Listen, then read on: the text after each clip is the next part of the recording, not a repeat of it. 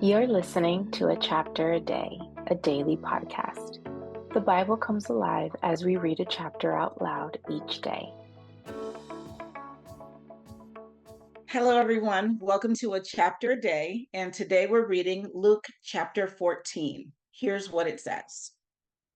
One Sabbath, when Jesus went to eat in the house of a prominent Pharisee, he was being carefully watched. There in front of him was a man suffering from abnormal swelling of his body. Jesus asked the Pharisees and experts in the law, "Is it lawful to heal on the Sabbath or not?" But they remained silent. So, taking hold of the man, he healed him and sent him on his way. Then he asked them, "If one of you has a child or an ox that falls into a well on the Sabbath day, will you not immediately pull it out?" And they had nothing to say.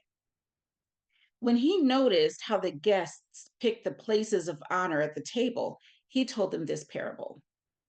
When someone invites you to a wedding feast, do not take the place of honor, for a person more distinguished than you may have been invited. If so, the host who invited both of you will come and say to you, "Give this person your seat." Then, humiliated, you will have to take the least important place. But when you are invited, take the lowest place so that when your host comes, he will say to you, "Friend, move up to a better place." Then you will be honored in the presence of all the other guests. For all those who exalt themselves will be humbled, and those who humble themselves will be exalted. Then Jesus said to his host, "When you give a luncheon or dinner, do not invite your friends, your brothers or sisters, your relatives, or your rich neighbors.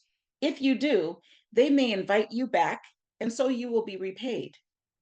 But when you give a banquet, invite the poor, the crippled, the lame, the blind, and you will be blessed. Although they cannot repay you, you will be repaid at the resurrection of the righteous." When one of those at the table with him heard this, he said to Jesus, "Blessed is the one who will eat at the feast in the kingdom of God." Jesus replied, "A certain man was preparing a great banquet and invited many guests. At the time of the banquet, he sent his servant to tell those who had been invited, 'Come, for everything is now ready.' But they all alike began to make excuses. The first said, 'I have just bought a field and I must go and see it. Please excuse me.' Another said, 'I have just bought 5 yoke of oxen and I'm on my way to try them out. Try out oxen. Please excuse me.' Still another said, 'I just got married, so I can't come.' The servant came back and reported this to his master.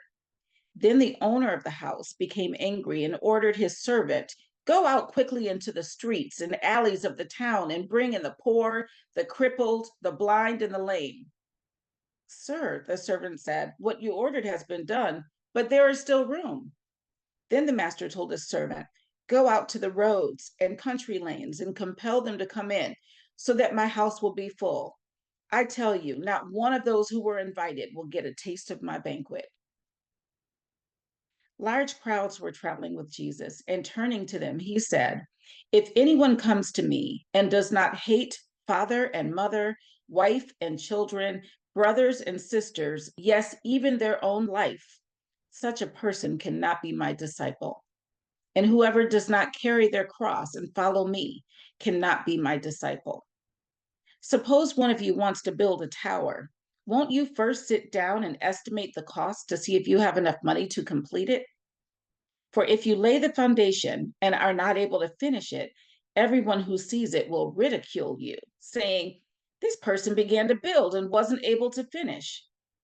Or suppose a king is about to go to war against another king. Won't he first sit down and consider whether he is able with 10,000 men to oppose the one coming against him with 20,000? If he is not able, he will send a delegation while the other is still a long way off and will ask for terms of peace. In the same way, those of you who do not give up everything you have cannot be my disciples. Salt is good, but if it loses its saltiness, how can it be made salty again? It is fit neither for the soil nor for the manure pile. It is thrown out. Whoever has ears to hear, let them hear." That was Luke chapter 14. And I'll see you tomorrow for a chapter a day. Have a great day, everybody.